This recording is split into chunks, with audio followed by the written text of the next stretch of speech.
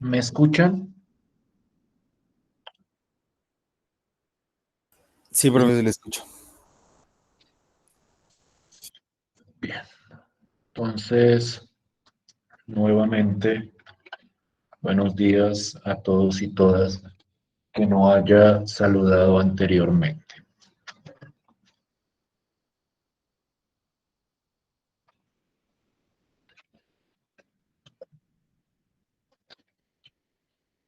Primero que todo, recordarles, si acaso todavía no lo han hecho, de diligenciar el formulario de autoevaluación y coevaluación.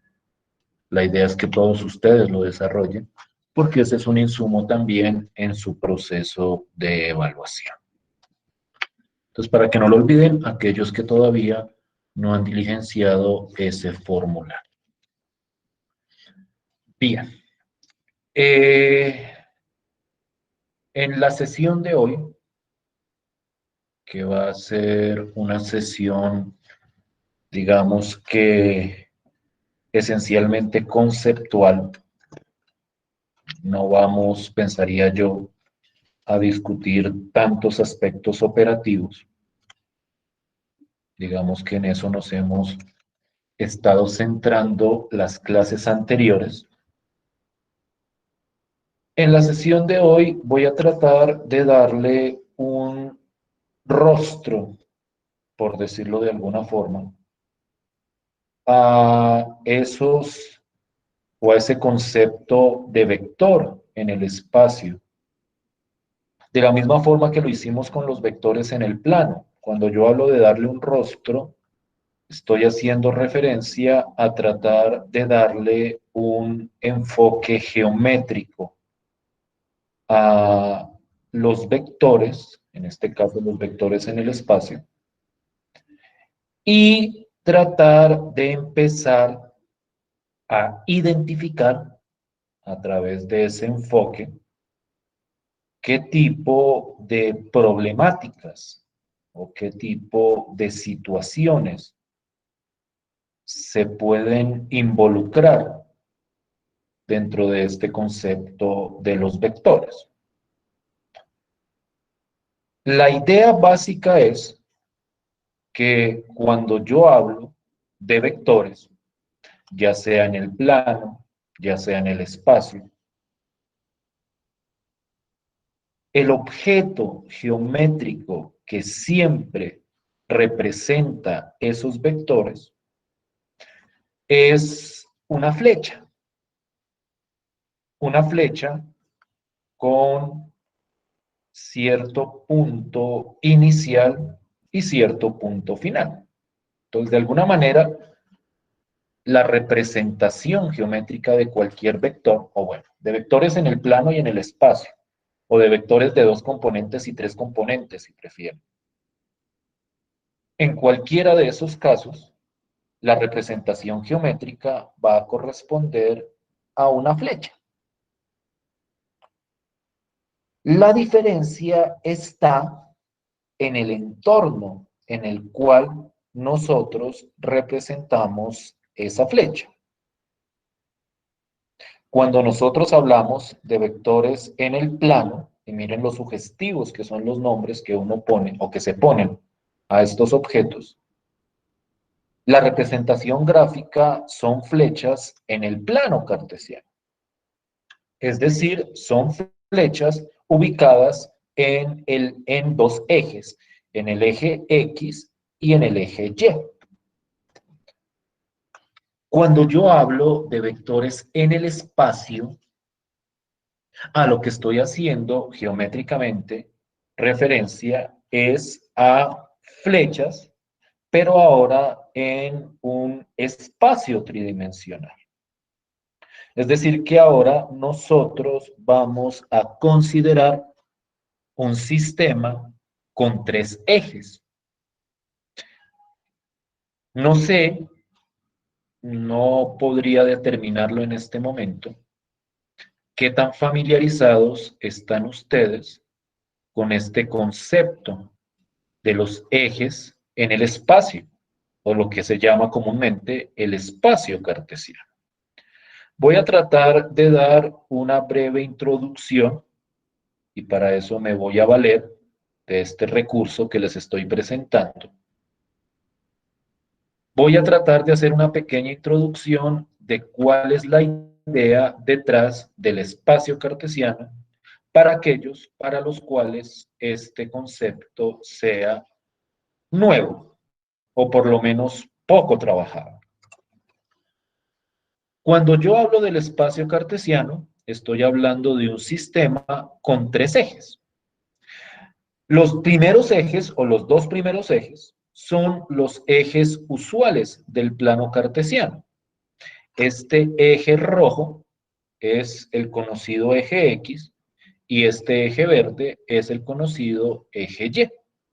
Entonces, cuando uno se centra solamente en estos dos ejes, lo que uno está viendo, permítanme un segundo, lo que uno está viendo es el plano cartesiano, común y corriente. Pero cuando yo le añado el tercer eje, que es este eje azul, que es el que se conoce como el eje Z, que es un eje perpendicular a los dos ejes originales, en ese caso la estructura se hace tridimensional. Y entonces, bajo este nuevo esquema, uno puede reproducir a grandes rasgos lo mismo que uno hacía con el plano cartesiano. Es decir, uno puede, por ejemplo, ubicar puntos, como estos dos puntos que ustedes ven acá, y establecer coordenadas para esos puntos. La idea simplemente es mirar este punto, a qué coordenadas corresponde en el eje X, a qué coordenadas corresponde en el eje Y. Entonces, digamos que es la misma idea de proyectar sobre los ejes, que ustedes ya deberían conocer en el plano cartesiano. Pero también es ahora mirar cuál es la coordenada de ese punto con respecto al eje Z. Entonces, desde ese punto de vista, los puntos en el espacio se representan a través de tres coordenadas. En este caso particular, en el caso del punto que ustedes están viendo acá, lo que se llama el punto A, esas coordenadas en el eje X, y aquí más o menos se puede vislumbrar, en el eje X la coordenada es 3, en el eje Y la coordenada es 2, voy a ver si quito un ratico la flecha, la coordenada es 2, y en el eje Z, es decir, la altura con respecto al plano XY, la coordenada también vendría siendo 2.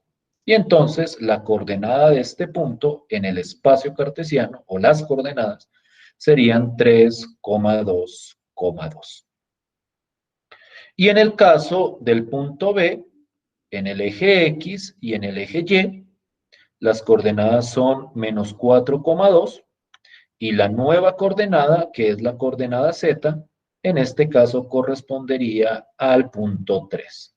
Entonces ese punto B tendría tres coordenadas también, menos 4, 2 y 3. Entonces, como les decía, esta idea es la generalización obvia, natural, del proceso del plano cartesiano, pero ahora hacia un universo con tres coordenadas. ¿Sí me están siguiendo hasta acá? ¿Sí me estoy haciendo entender con la idea? Sí, señor. Sí, profe. Y entonces, y aquí ya entramos en el terreno específico del álgebra lineal, yo puedo, cuando tengo dos puntos, trazar la flecha que va de uno de ellos al otro. Y eso es un vector desde el punto de vista geométrico en el espacio. Entonces ahora las flechas ya no son flechas bidimensionales, sino son flechas tridimensionales. Naturalmente, esta flecha, al igual que las flechas en el plano, se representan por medio de vectores algebraicos. Es decir, se representan por medio de secuencias de números. En el caso de los vectores en el plano, se representaban por medio de parejas ordenadas. En el caso de los vectores en el espacio, de acuerdo a lo que vimos la vez pasada, se representan por medio de ternas o de secuencias ordenadas de 3 números. Y la idea para obtener la representación algebraica de este vector, por ejemplo, es la misma idea que nosotros teníamos cuando hablábamos de vectores en el plano.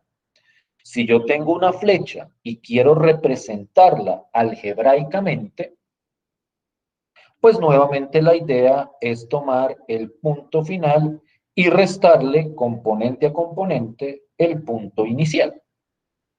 Y entonces en este caso, teniendo en cuenta esas coordenadas, que precisamente las estoy presentando acá, y haciendo la resta del punto final menos el punto inicial, yo tengo que a este vector lo representa el vector menos 7, 0, 1. Simplemente haciendo la resta del punto final menos el punto inicial. Y entonces, nuevamente, tenemos ese puente entre lo geométrico, que es el dibujo que ustedes ven a la derecha, y lo algebraico, que es el vector. GeoGebra acostumbra a representar los vectores en columna, supongo que por cuestión de comodidad a la hora de escribir, pero nosotros lo representamos en fila. Este vector algebraicamente corresponde a esta expresión, menos 7, 0 y 1.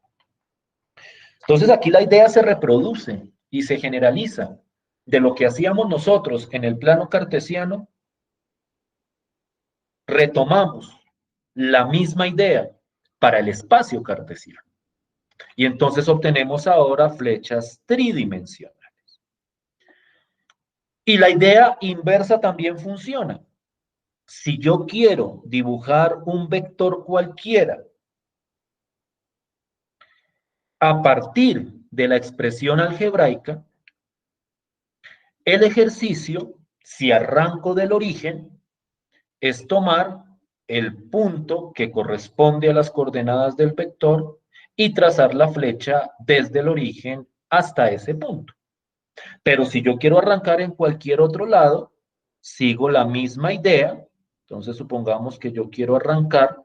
Lo que pasa es que este programa es un poquitico más impreciso, porque no tiene las cuadrículas y todo eso. Pero supongamos que yo quiero arrancar de cualquier punto. Entonces voy a hacer la idea como muy gruesa, pero espero que para ustedes sea más o menos claro. Yo quiero dibujar un vector desde cualquier punto, entonces quiero arrancar desde acá, por ejemplo. Entonces aquí no me va a dejar moverme, voy a ver si me deja. No me deja, entonces voy a poner más bien primero el punto. Voy a dibujarlo desde cualquier punto. Supongamos que yo quiero dibujar un vector cualquiera. Pensemos en el vector 2, 2, 2, por poner un ejemplo tonto. El vector 2, 2, 2. Entonces yo cojo un punto y lo quiero dibujar desde cualquier punto. Entonces, digamos, lo quiero dibujar, por ejemplo, desde por acá, desde este punto de acá. Entonces, si yo quiero dibujar el vector 2, 2, 2 desde ese punto, pues lo que hago es lo que hacía anteriormente. Me muevo en X y quiero que miren cuidadosamente cómo es el movimiento en X. Entonces, para eso voy, digamos que a mostrarlo en el plano. Me muevo en X, 1 y 2, aquí es un poco más impreciso como les decía. Me muevo en Y, 1 y 2, o sea, aquí el resultado no va a ser exacto, pero es para que vean la idea. Y posteriormente me muevo en Z, 1 y 2. Digamos que es como por acá. Y en teoría, aquí la cuenta no va a dar exacta, vuelvo y repito, porque falta un poco de precisión. Miremos qué tanto me equivoqué. Miren, pero lo me dio, ¿dónde tengo el eje positivo? que estaba cometiendo un error. El eje X es el rojo, que no se me olvide que el eje X es el rojo. Vuelvo a reproducir, excúsenme por favor. Entonces, borro esto, arranco desde acá. El X es el rojo y el verde es el eje Y en este esquema. Entonces, nuevamente, es el vector 2, 2, 2. Entonces, lo que yo hago es arranco, uy, este punto me quedó muy abajo, pero bueno, voy a tratar de reproducir la idea. El vector arranca uno de acá, 1, 2 en X, luego 1, 2 en Y, ahora sí creo que lo tengo bien el rojo y el verde, y posteriormente subo 1 y 2 en Z. Creo que este sí me quedó re impreciso, porque el dibujo no se prestó para más. Pajajay. 1, 2. Creo que ahora sí. Y en teoría, así uno construye el correspondiente vector. Me descaché un poco con el Y, no me dio 2 exactamente, me dio 3. Tal vez por lo que no estaba totalmente acostado sobre el plano. Pero la idea es, nuevamente, que yo puedo construir un vector cualquiera en el espacio simplemente siguiendo el mismo esquema. Me muevo en X, me muevo en Y y me muevo en Z. Y ese sería el vector que uno construiría. Sí me estoy haciendo entender con la idea a pesar de lo impreciso de este dibujo que acabo de presentar. Sí estoy siendo claro con ese proceso de tomar un vector y graficarlo en el espacio cartesiano a partir de las coordenadas del vector. ¿Sí me estoy haciendo entender? Sí, Sí, profe. profe. Sí, profe. Listo. Entonces, las imprecisiones son imprecisiones del esquema. Naturalmente uno lo puede hacer mucho más preciso si arranca desde el origen. O sea, si uno quiere dibujar un vector desde el origen, la idea es mucho más fácil, porque entonces lo que uno dice es, voy a ubicar el punto 2, 2, 2, arranco desde el origen y desde ahí trazo mi flecha. Voy a borrar esta flechita de acá. Todo esto que estoy mostrando es netamente introductorio, todavía no he entrado a la parte, digamos, que sólida del proceso, pero es como por ubicarnos bien. En este esquema o en este programa ayuda mucho que uno puede meter las coordenadas. Entonces yo, por ejemplo, arranco desde el punto 0, 0 y quiero dibujar el vector, el punto 2, 2, 2. Este sí me lo dibuja de manera precisa. Miren que en X vale 2, en Y vale 2 y en Z también vale 2. Y entonces en este caso, arrancando desde el origen, yo puedo trazar la flecha que va de acá hasta acá. Y esta sí es el vector 2, 2, 2. Este vector de acá desde el origen. Tratar de hacerlo desde otro punto se presta para imprecisiones que uno después tiene que ir cuadrando. Pero la idea es exactamente la misma. En ese sentido, y aquí ya voy a entrar en el terreno de lo algebraico, voy a ver si puedo hacer esto, que me parece chévere hacerlo. Ahora sí me quedó. Un poco hipnótico, pero a uno le da la idea tridimensional de ese vector, ¿sí? Para que uno no se quede como con la idea de que también es algo plano como antes, sino que es algo tridimensional. Y eso se puede como visualizar haciendo esa rotación. Espero no marearlos mientras hablo. Nuevamente, en este tipo de vectores aparecen los dos conceptos claves que nosotros habíamos mencionado para los vectores en el plano. Esos conceptos nuevamente son el concepto de magnitud y el concepto de dirección. Y a grandes rasgos, ambos conceptos representan exactamente lo mismo que los vectores en el plano. La magnitud es el tamaño, lo voy a dejar quieto, el tamaño de esta flecha, la longitud de esta flecha, y la dirección nuevamente va a ser el grado de inclinación de ese vector. Pero acá aparece precisamente la primera diferencia con respecto a los vectores en el plano. Bueno, la primera diferencia después de que tiene una componente más. Y la diferencia es que a la hora de hablar de dirección en este tipo de vectores, no me basta con un ángulo, porque con un solo ángulo que yo le mida, eso no determina completamente el grado de inclinación de un vector tridimensional. Porque aquí el concepto de inclinación es más robusto.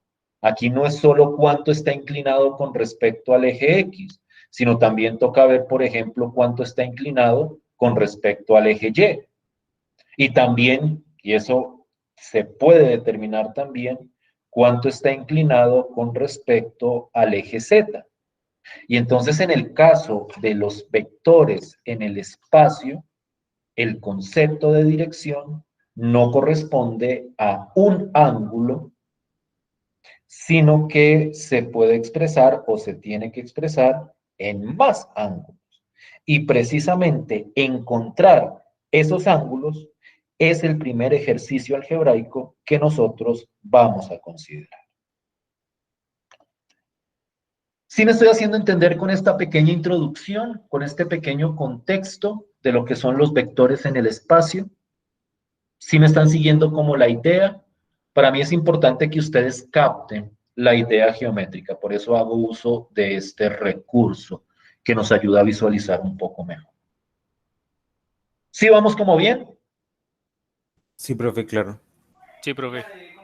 Maravilloso. Entonces vámonos ahora a lo algebraico, pero para eso necesito, permítanme un segundo, cambiar de pantalla. Entonces ya me voy a mover a la pantalla.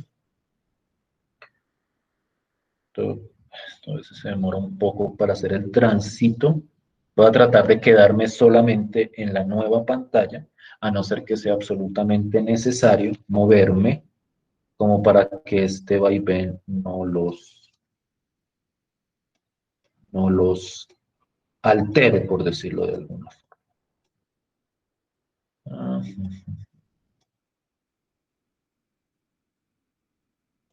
Ah, aquí lo tengo. Hay una cosita que quería mencionarles que se me pasó antes, esa la menciono más bien en otra ocasión, que es otra forma de calcular el producto cruz. Mejor dicho, otra forma de representar el producto cruz que vimos la vez pasada. Esa, digamos que me la salté. Voy a ver si de repente la menciono cuando sea pertinente, como para no mezclar los temas, porque me quiero centrar hoy como en lo geométrico. Entonces, no sé si en este momento están viendo mi pantalla. Vamos a algebraizar, perdón, lo que acabo de mencionar. Cuando yo hablo de un vector de 3 componentes o de un vector en el espacio, la magnitud o norma de ese vector, que corresponde a la longitud de esa flecha, se calcula a partir de esa fórmula que ustedes pueden ver ahí. Esa fórmula, que es una fórmula muy sencilla de calcular y de aplicar, es la generalización obvia de la fórmula que teníamos para la magnitud en los vectores en el plano. Digo obvia porque guarda la misma estructura. Es simplemente la raíz cuadrada de la suma de cada una de las componentes elevada al cuadrado. Es como si le añadiéramos la tercera componente elevada al cuadrado a la fórmula que teníamos para los vectores en el plano. Entonces, con esa fórmula yo puedo medir el tamaño o la longitud o la magnitud o la norma de esa flecha que representa a ese vector. Entonces, el concepto de magnitud algebraicamente se representa a partir de esa fórmula. De repente hacemos un ejemplito de cálculo más adelante, porque pues no considero que esto requiera como un gran trabajo, porque es simplemente aplicar la fórmula. De repente hacemos algunos ejercicios, porque quiero centrarme en el caso distintivo de la dirección de los vectores en el espacio. Porque como les decía hace un rato, y esto sí es, digamos que cuestión tridimensional o cuestión de dimensión, la noción de dirección, es decir, la noción de hacia dónde apunta un vector, de qué tan inclinado está un vector, en el caso de los vectores en el espacio ya no se puede caracterizar en términos de un solo ángulo. En el caso de los vectores en el espacio, la dirección está completamente determinada por los tres ángulos que forma ese vector con respecto a cada uno de los ejes positivos del espacio cartesiano. Es decir, es medir el ángulo, y ahorita más adelante les muestro un dibujito, el ángulo que forma ese vector con el eje positivo X, con el eje positivo Y y con el eje positivo Z.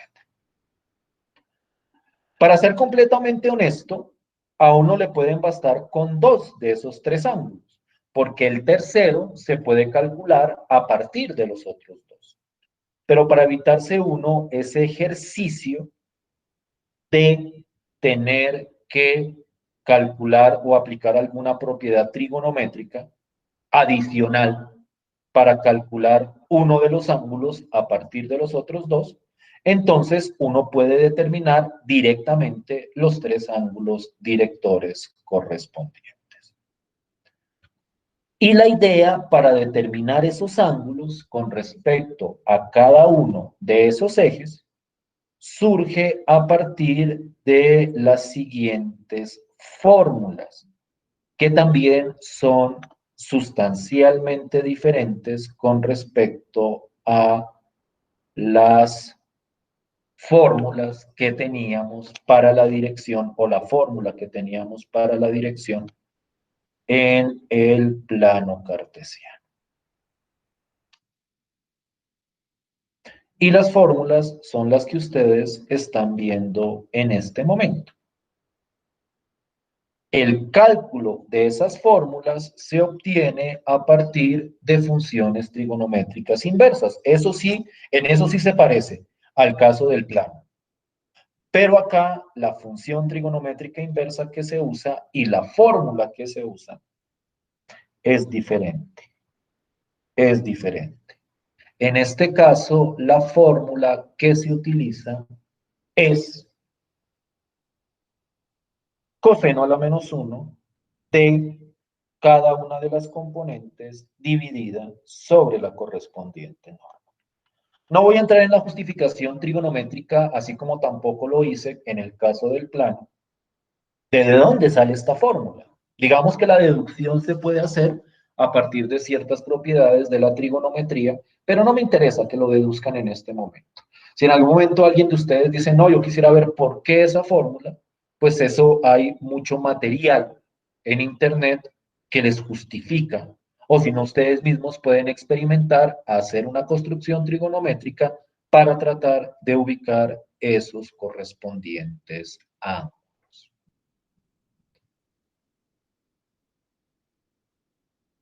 Un aspecto interesante de estas fórmulas, si no estoy mal, espero no estarme equivocando, es que para evitar como tanto inconveniente a la hora de expresar esa dirección, esas fórmulas en muchas ocasiones van a traer resultados negativos.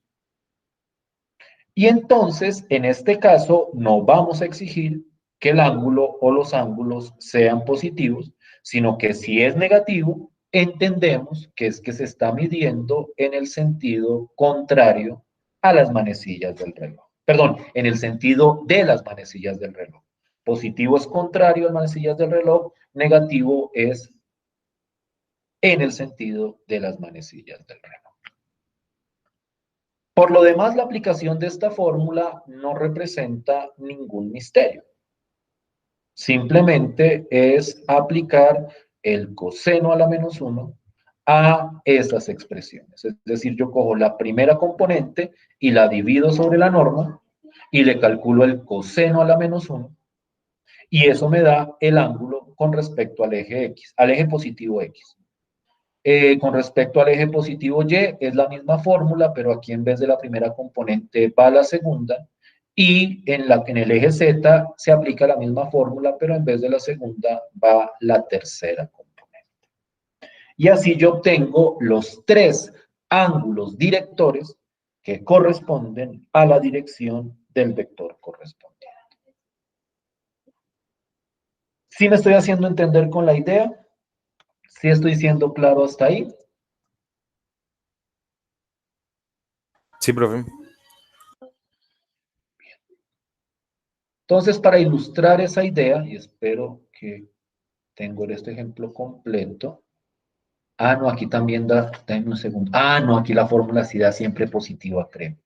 Creo que siempre da positiva porque coseno a la menos 1, su rango. Saben que ya no sé, creo que siempre da positivo.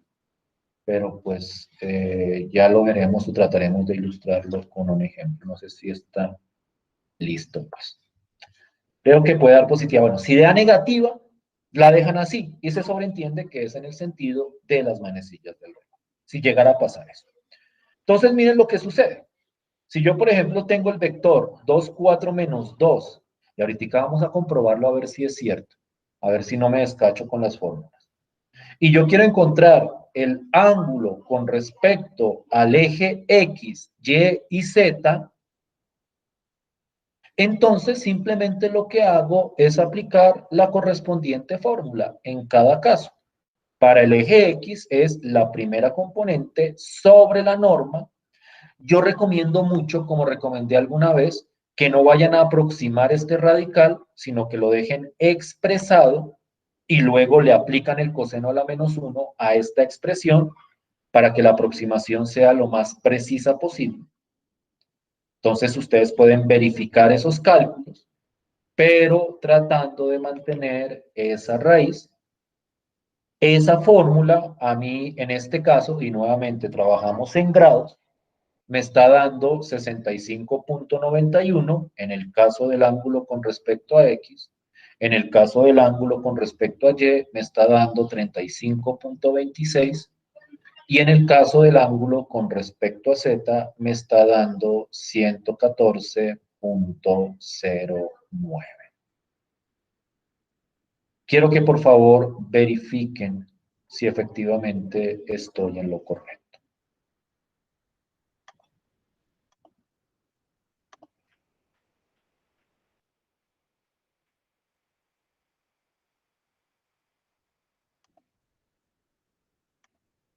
O si tengo algún error, me corrigen, por favor.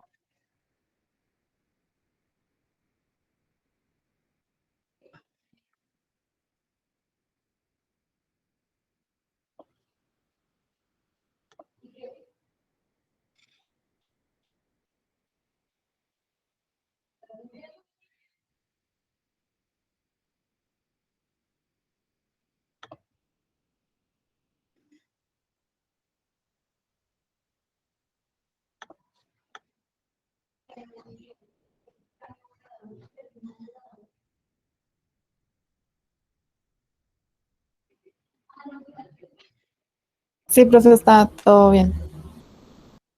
¿Sí, todos?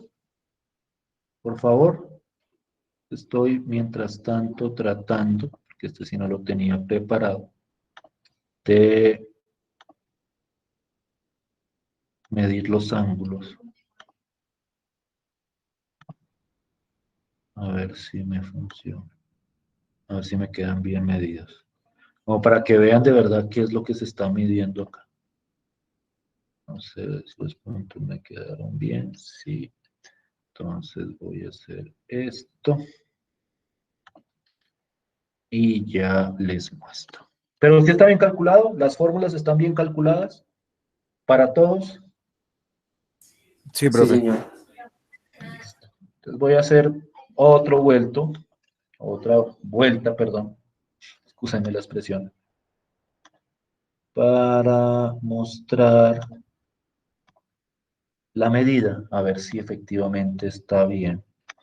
O si no, o si no hay que hacerle ajustes a la fórmula. Aunque no creo, porque esa fórmula es como de las más ilustrativas. Entonces voy a medir los ángulos. Espero que me queden bien.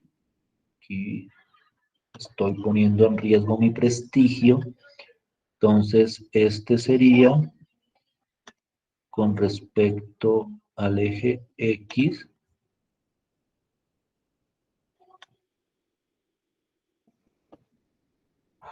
Me está dando el revés, ¿por qué? Este fue el eje Z, ¿por qué? Denme un segundo. A ver si le encuentro el problema.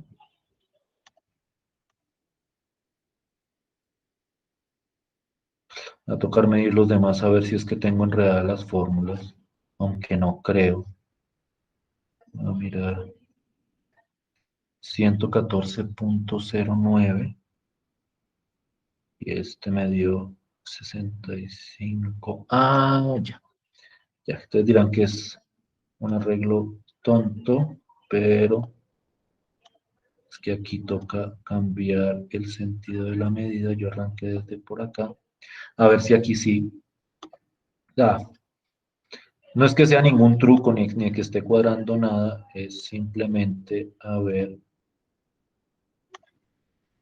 no, me sigue dando lo mismo. ¿Por qué? ¿Por qué me está dando ese? X era el rojo, ¿cierto? Ah, ya sé qué es lo que pasa acá. Y esto me va a obligar a una corrección no en la fórmula, sino en el sentido de la fórmula. Este mide es el ángulo no sobre el eje. Ah, no, es que soy un tonto. Es que este no es el eje positivo X. Miren qué tontería. Miren. Ya. Yo sí decía. Permítanme un segundo. Miren que el eje positivo X, el rojo, es este. Entonces el ángulo hay que medirlo es con respecto a este. Eso fue un error de apreciación que ya voy a corregir ipso facto. Ahora sí creo que me quedaría bien, porque lo necesito con respecto al eje positivo X, con respecto al eje positivo Y, o sea, los positivos solamente. Entonces dirán, ¿para qué gasto tanto tiempo en esto? Es para que se convenzan de verdad que es lo que estamos calculando. Entonces, ahora sí debería dar. Entonces, ahora sí creo que no meto las patas. Este es el ángulo con respecto al eje positivo X. Entonces, espero a ver que no me vaya a enredar con lo tridimensional. Espero que esto no me los vaya a confundir. Ya lo vi. Entonces, eje positivo X, entonces está. Esto sí es mucho mejor medirlo sobre. Ahora sí, miren. El 65.91 que necesitábamos. Ahora sí me voy con el eje positivo Y, el otro ángulo. Ah, entonces es un poco problemático de manipular. Ahorita les paso el enlace para que ustedes mismos hagan sus cuentas. Este es y este es el eje positivo Y, 114.09. Díganme que la cifra me dio bien en Y. No. Ah, es que volví a medir en X. Es que volví a medir, fue con el eje. Ay, Dios, más tonto yo. Más tonto yo. Eso ya borrado. El eje Y es este verde. Positivo. Sí. Entonces, ahora sí. Sé que se ve tortuoso. Pero ¿qué? Es este con este con este, que este es el positivo en Y. Ahora sí. Sí me cuadra. Ay, se mezclan los números. 35.26, si no estoy mal, dice ahí, y ahorita voy quitando etiquetas, sí. Y con respecto al eje Z, y aquí si no la voy a embarrar, es el punto de arriba. Entonces, este y este. 114, ese sí, 114.09. Entonces, para ir mostrando uno por uno, eso sí lo puedo hacer. Con respecto al eje positivo X, mírenlo, el eje positivo X es esta recta roja de acá, aquí está el vector, y miren que el ángulo lo mide como 65.91 con respecto al eje positivo X, ahí está. Con respecto al eje positivo Y, ahí está, 35.26, ahí están los dos. Y con respecto al eje Z, este si se ve de frente, aparece que el ángulo es 114.09. Entonces, dense cuenta cuáles son los ángulos que efectivamente está midiendo esto de acá. Ángulo con respecto a X, ángulo con respecto a Y y ángulo con respecto a Z. ¿Sí me hice entender, a pesar de lo tortuoso tal vez de la explicación, cuáles son los ángulos que estamos encontrando?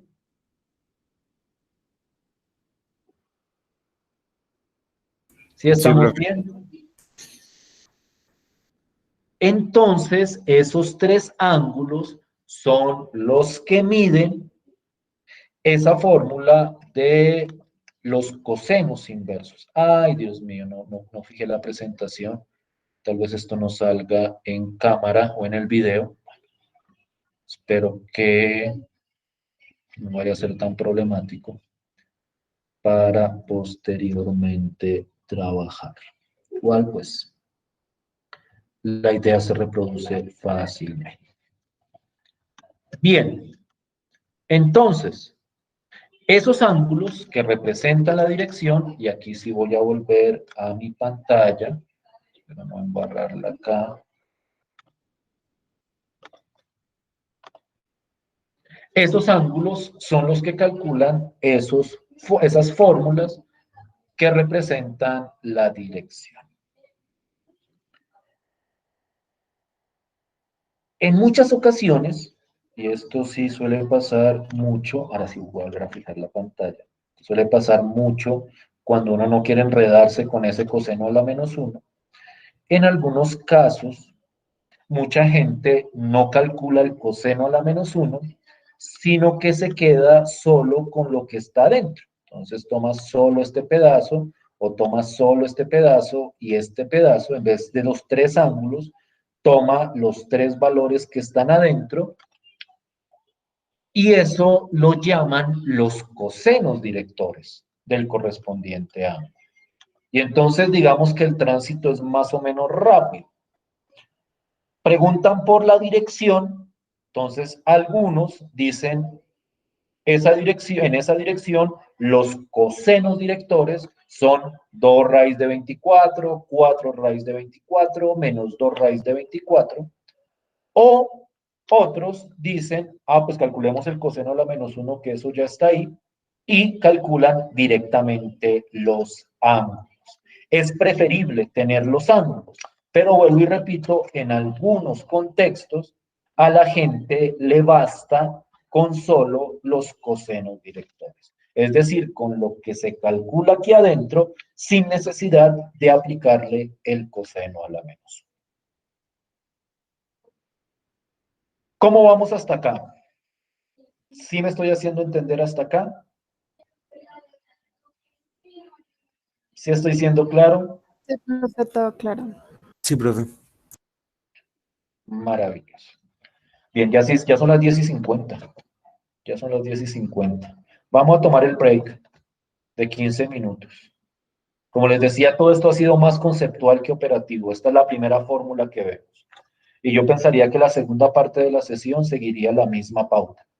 Más bien pocas fórmulas, más bien mucho hablar yo, mucho concepto, mucha idea detrás de la geometría de estos vectores.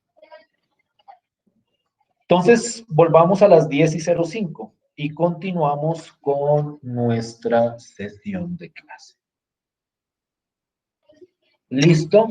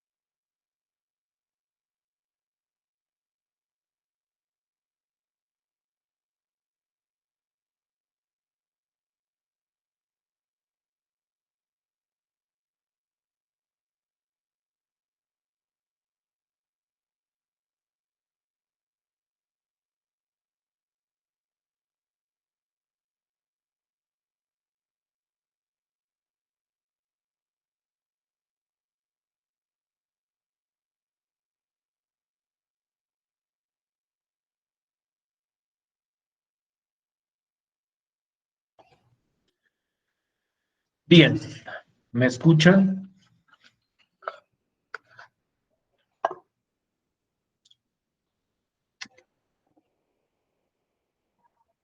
Sí, señor.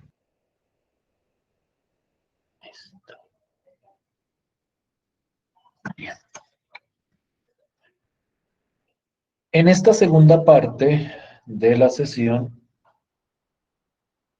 vamos a realizar como un recorderis de ciertos aspectos que se tocaron en el plano y vamos a ver que esas ideas que recordamos se ajustan exactamente para los vectores en el espacio. Es decir, es decir, las propiedades que nosotros discutíamos, o algunas de esas propiedades, hay que tener en cuenta cuáles y cuáles no. Precisamente yo trato de establecer ciertas diferenciaciones. Pero ciertas propiedades que se tenían para los vectores en el plano vuelven a tener sentido para los vectores en el espacio. Y tal vez el primer ejemplo es el que estoy presentando ahí. El concepto de ángulo entre dos vectores. Nuevamente, y no voy a hacer el dibujo, no voy a representarlo acá, porque la idea debería ser relativamente natural.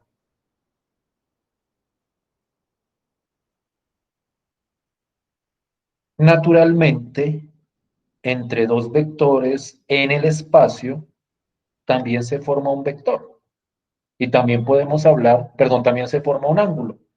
Y también podemos hablar del ángulo más pequeño que se forma entre esos vectores, lo que uno llama el ángulo entre el par de vectores.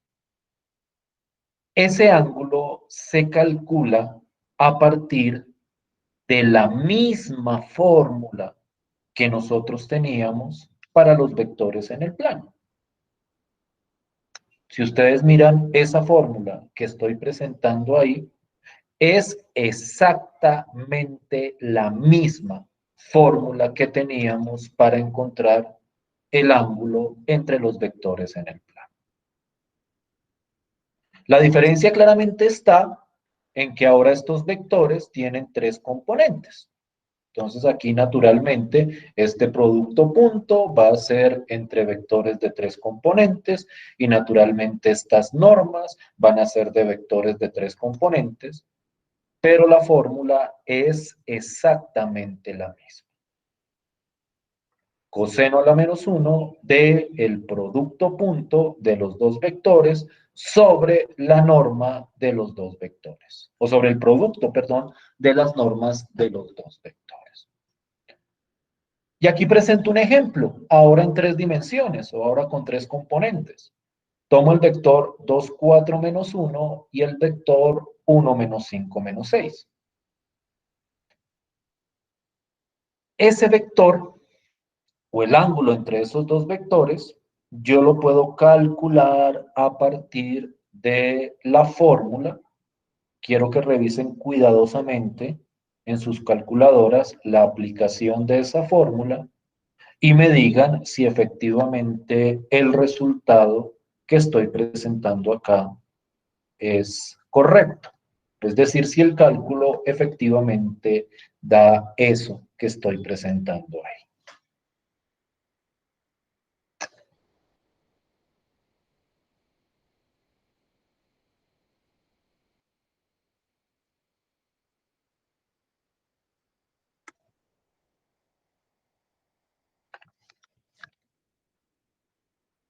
¿Sí está bien?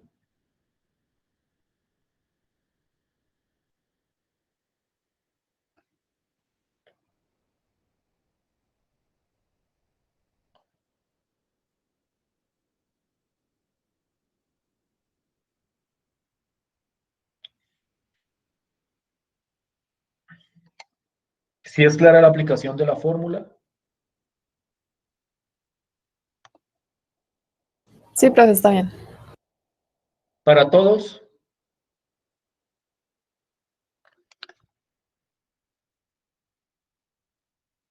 Sí, señor, ahí está bien.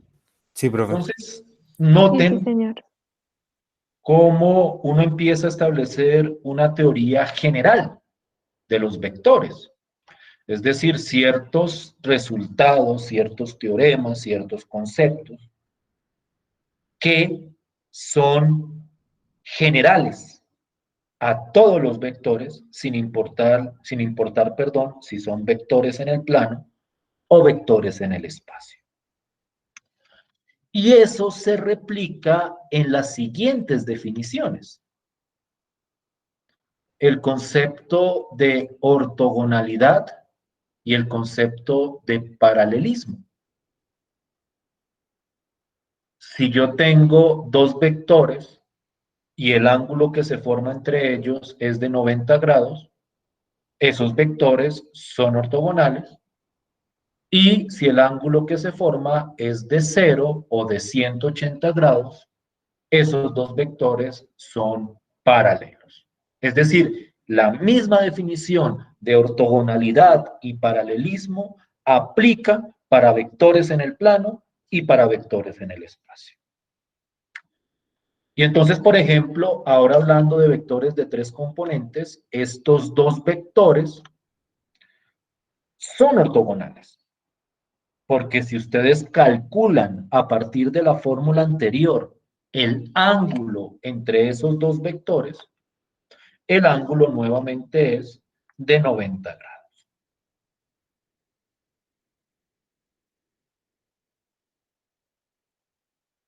¿Sí estamos de acuerdo con eso? Por favor, verifiquen el cálculo.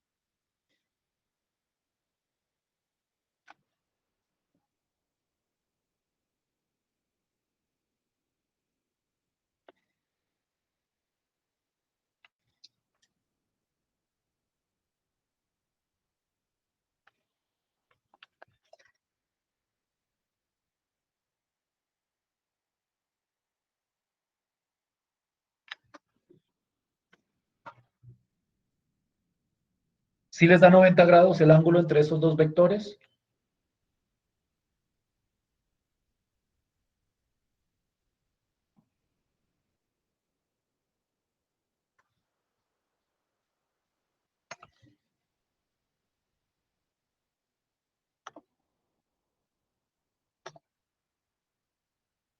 ¿Sí siguen ahí? ¿Me están escuchando? Sí, profecía.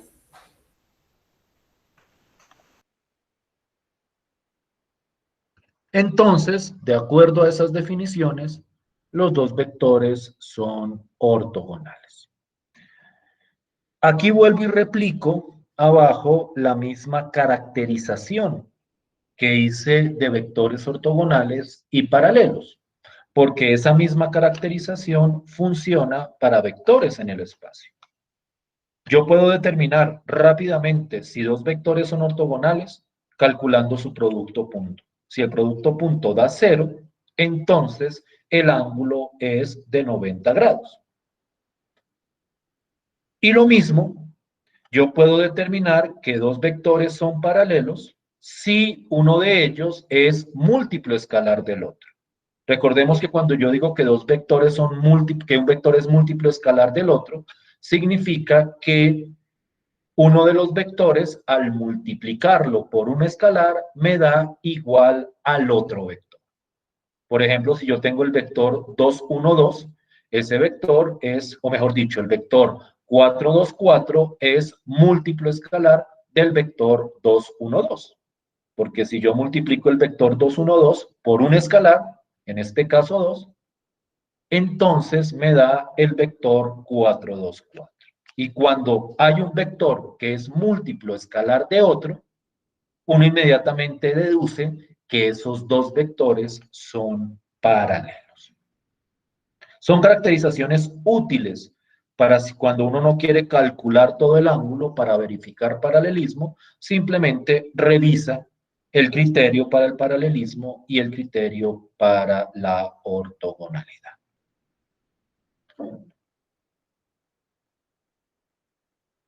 Permítanme un segundo, voy a borrar un poquito la pantalla, porque temo que ya haya resuelto el ejercicio y aparezcan las respuestas ahí.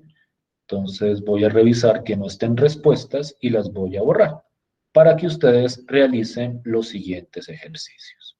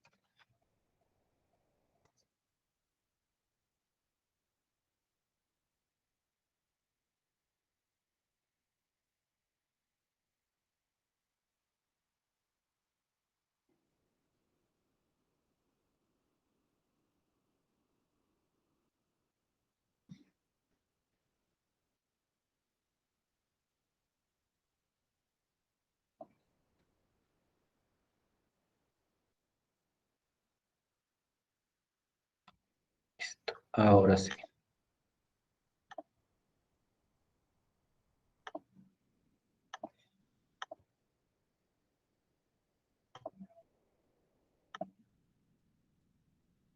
Simplemente como por ver si hay claridad total sobre las ideas que acabamos de presentar, quiero que realicen los siguientes ejercicios o el siguiente ejercicio. Para cada par de vectores, determinar si son ortogonales o paralelos. No olvidemos, y eso lo mencionaba, creo yo, que la clase o una de las clases anteriores, que esos conceptos no son exhaustivos.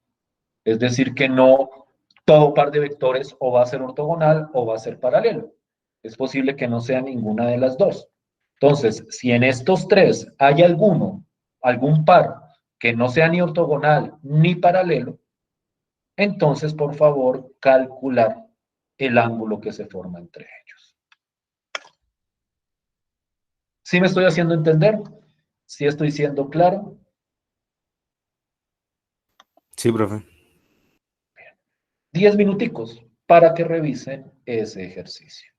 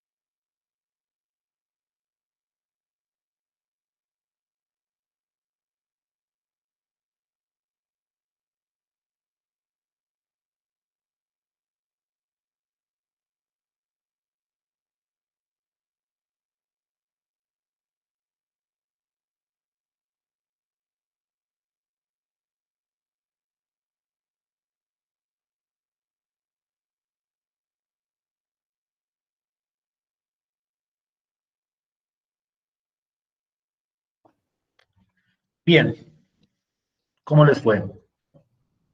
¿Problemas? No, profe. No, no, ¿cómo? Por ahí Alejandra comparte la respuesta que le dio a ella en chat. Alejandra, yo te pido los ángulos, cuando no sean exactos, trata de darles 2 cifras decimales, ¿no? Para que tengamos mayor precisión. Profe, es que las otras dos cifras decimales me dieron 0, 0. O sea, que dio prácticamente 31 entonces. ¿Todos están de acuerdo con eso? Sí, profe, también me dio lo mismo. Listo, pues. Bien. Entonces, ustedes podrán darse cuenta que la noción de ángulo, ortogonalidad, paralelismo, o las nociones de esos 3 conceptos, se reproducen casi que literalmente en el espacio cartesiano. Cuando uno piensa en eso, una pregunta natural que surge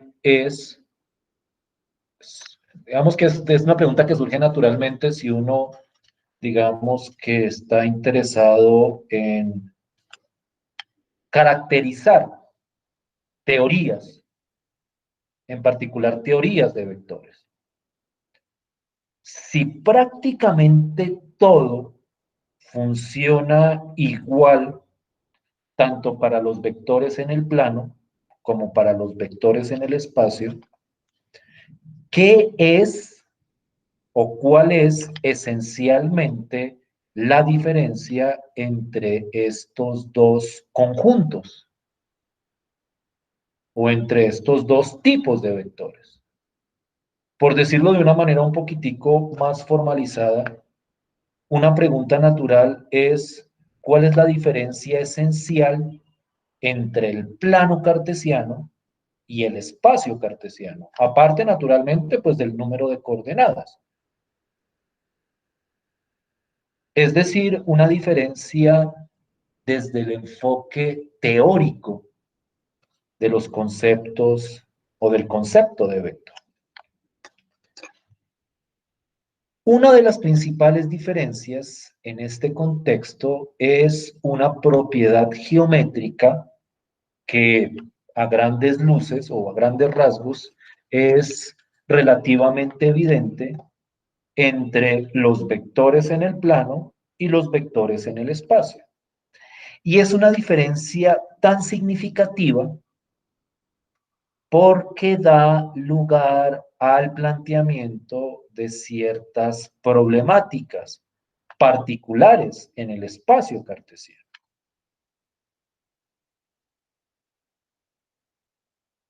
Esa diferencia se puede ilustrar geométricamente y algebraicamente, se puede comprobar de una manera bastante natural.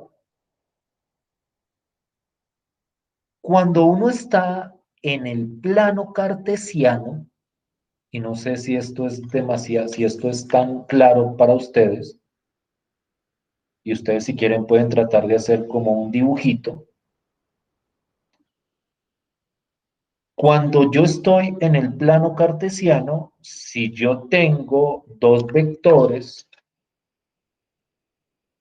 en general, cualquier par de vectores,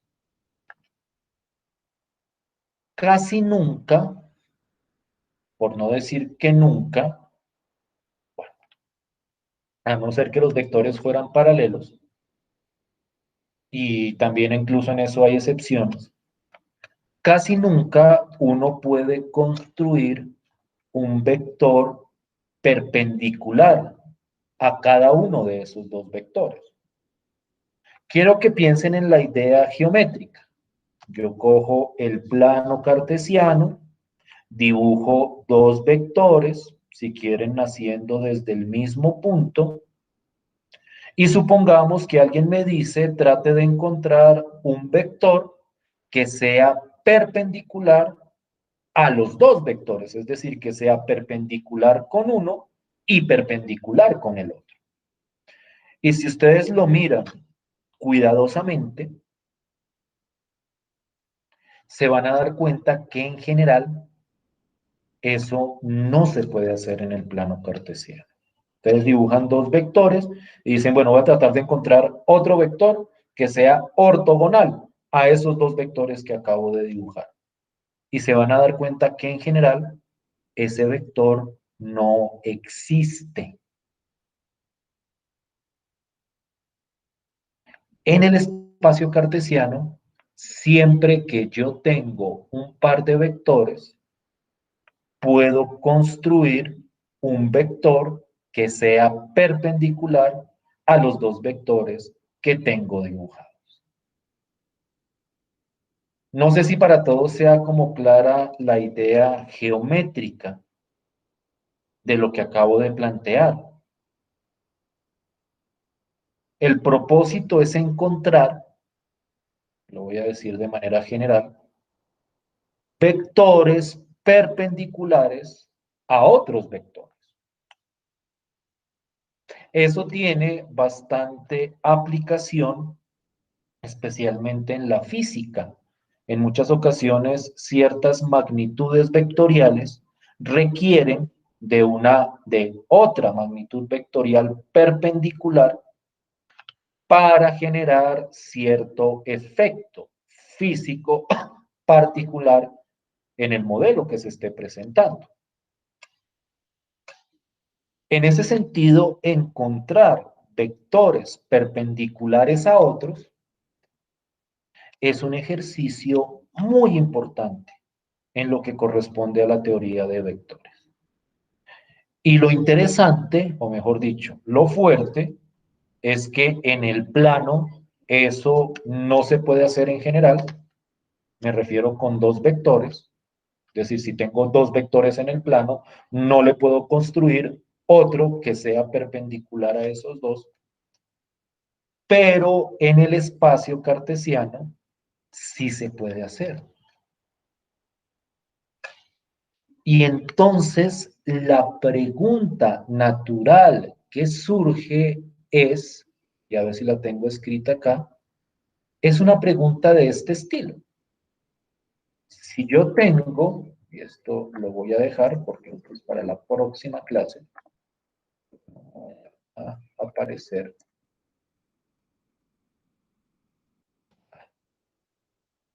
La pregunta natural es, si yo tengo, por ejemplo, esos dos vectores, y si quieren ustedes pueden dibujarlos, o tratar de dibujarlos en el espacio cartesiano, si quieren con la ayuda de algún software.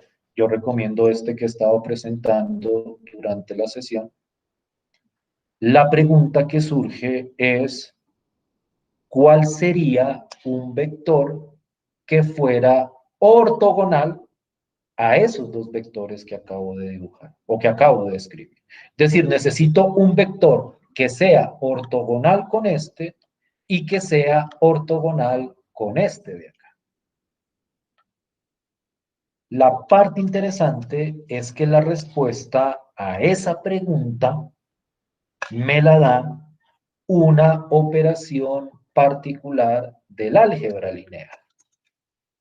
Y la respuesta a esa pregunta, y la voy a simplemente presentar para desarrollarla la próxima clase, es este teorema. Si yo tengo dos vectores, el producto cruz entre esos dos vectores resulta ortogonal tanto al vector v como al vector w. Y eso quiere decir que si yo tengo estos dos vectores y quiero encontrar un vector que sea ortogonal a estos dos vectores, pues lo único que tengo que hacer es calcular el producto cruz entre esos dos vectores. Entonces el producto cruz, esa operación tan esotérica, tan reforzada, tan traída de los cabellos que presentábamos la clase anterior, es una máquina que me produce vectores ortogonales. Y vuelvo e insisto, ese proceso de encontrar vectores ortogonales a ciertos vectores dados es una de las problemáticas fundamentales del álgebra lineal. Y el hecho de que eso se pueda hacer en el espacio y no en el plano, le da una importancia gigantesca al espacio cartesiano. Porque muchas cosas que uno no podía hacer en el plano, ahora en el espacio las va a poder hacer. A partir de la construcción de esos vectores ortogonales. ¿Sí me estoy haciendo entender con la idea de la problemática? ¿Sí estoy siendo claro como con el planteamiento?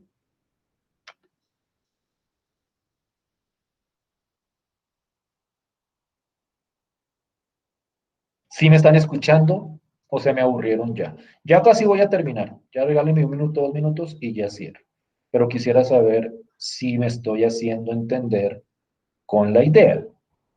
Si gráficamente se imaginan la situación. O mejor dicho, si gráficamente se imaginan el problema. Sí, profe, claro. Bien.